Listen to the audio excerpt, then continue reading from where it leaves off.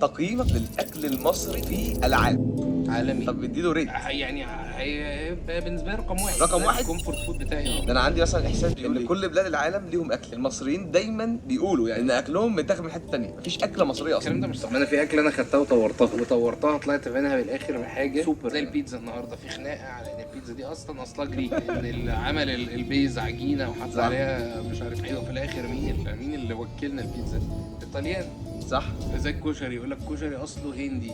نقعد بقى خلاص نرجع بقى. كتب التاريخ.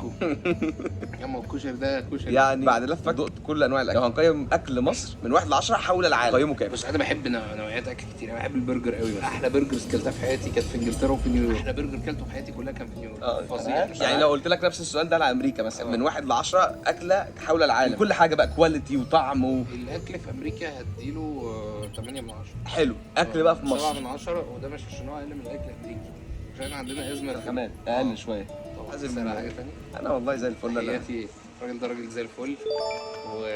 والكبده الصح كده صح.